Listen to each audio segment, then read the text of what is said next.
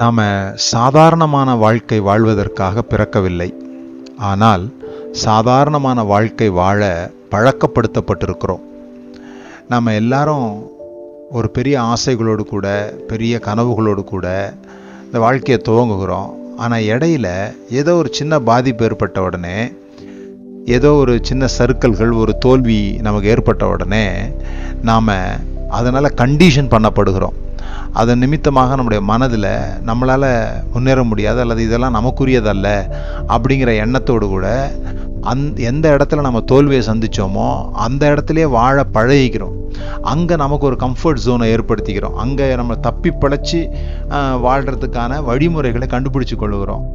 ஏன்னா மறுபடியும் நம்ம போய் தோற்க வேண்டாம் அப்படின்னு நம்ம நினைக்கிறோம். தோல்வி ஒரு முறை ஏற்பட்டதுனால ஒவ்வொரு முறையும் ஏற்படும்னு அர்த்தம் கிடையாது. எலியை வச்சு ஒரு எக்ஸ்பெரிமெண்ட் பண்ணாங்க. அது எப்போ சாப்பிட வருதோ அப்போ ஒரு சின்ன ஷாக் கொடுத்தாங்க அந்த எலிக்கு. அப்படி 2-3 முறை நடந்த உடனே அந்த எலி அந்த சாப்பாடு பக்கமே வரல, ஒரு ஓரமாகவே இருந்துச்சு. இந்த எலக்ட்ரிக் ஷாக்கெல்லாம் நிறுத்திட்டு அந்த எலிக்கு இன்னும் ரொம்ப பிடிச்சமான உணர்வை, ரொம்ப கலர்ஃபுல்லான உணவை அங்கே வச்சு பார்த்தாங்க. அப்போ கூட அந்த எலி வரல. ஏன்னா அது ஷாக் போனது அதுக்கு தெரியாது. இன்னும் ஷாக் அதில் இருக்குதுன்னு நினச்சிக்கிட்டு அது நல்ல உணவு தான், ஆனால் அது வந்து சாப்பிட வரல. இப்படியே அந்த எலி செத்தே போச்சு. ஸோ நாமும் நம்முடைய வாழ்வில் என்றைக்கோ நடந்த ஒரு தோல்விகள், என்றைக்கோ நமக்கு நடந்துட்ட ஒரு ஷாக் மூலமாக திரும்பி அதை முயற்சியே பண்ணாமல் சோர்ந்து போனவர்களாக இருக்க வேண்டிய அவசியம் இல்லை. இப்போ நிலைமை மாறி இருக்குது, இப்போ நாம் வளர்ந்துருக்கிறோம், இப்போ சூழ்நிலைகள் மாறி இருக்கோம். ஆகவே இந்த முறை முயற்சி பண்ணி பார்த்தா வெற்றி நிச்சயமாக நமக்கு கிடைக்கும். ஸோ நீங்கள் ஏற்கனவே நடந்த தோல்விகளின் நிமித்தமாக சோர்ந்து போகாதிருங்கள். இன்னொரு விஷயம், எப்படி நம்ம இந்த மாதிரி வாழ கற்றுக்கொள்கிறோம் அப்படின்னு சொன்னால், நம்மளை விட குறைவானவர்கள், நமக்கு இல்லாத, நமக்கு இருக்கிற சில பொருட்கள் மற்றவங்களுக்கு இருக்காது. அதை பார்த்து நீ திருப்தி அடைஞ்சிக்கோ அப்படின்னு சொல்லுவாங்க. இந்த போதும் என்ற மனதுடனே கூட அப்படிங்கிற வசனத்தை கூட தப்பாக புரிஞ்சுக்கிட்டோம். போதும் என்ற மனதுடனே கூட அப்படின்னு சொன்னால் நாம் சந்தோஷமாக இருக்கிறத பற்றி சொல்லியிருக்குது. போதும் என்ற மனதுடனே கூட சந்தோஷமாக இருக்கணுமே தவிர, போதும் என்ற மனதுடனே கூட சோம்பேறித்தனமாக இருந்துடக்கூடாது.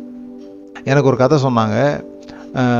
ஒருத்தன் ஆற்று ஓரமாக நடந்து போயிட்டு இருக்கும்போது அவனுக்கு கால் ரொம்ப சுடுது. ஏன்னா அவன்கிட்ட செருப்பு இல்லை.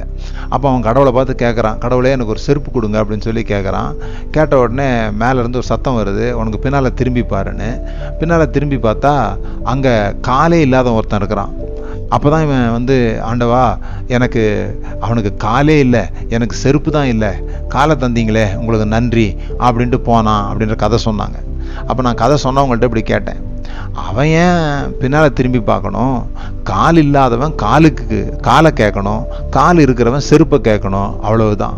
இந்த கம்பேரிசன் பண்ணுறோம் பாருங்கள், நம்மளோட குறைவானவங்களை பார்த்து திருப்தி பட்டுக்கிறதோ அல்லது நம்மளோட முன்னேறி போனவங்களை பார்த்து ஏக்கப்படுறதோ இரண்டுமே தேவையில்லை. நம்மால் என்ன செய்ய முடியுமோ அதற்கும், நாம் என்ன செய்திருக்கிறோமோ அதற்கும் தான் நம்ம கம்பேர் பண்ணி பார்க்கணுமே தவிர, நமக்கு பின்னால் வர்றவங்களோ நமக்கு முன்னால் போனவங்களையோ நம்ம கம்பேர் பண்ண வேண்டிய அவசியம் இல்லை. இந்த கம்பேரிசன் இல்லாமல் இருந்தோம்னு சொன்னால் நாம் அசாதாரண வாழ்வுக்கு நேராக போக முடியும்.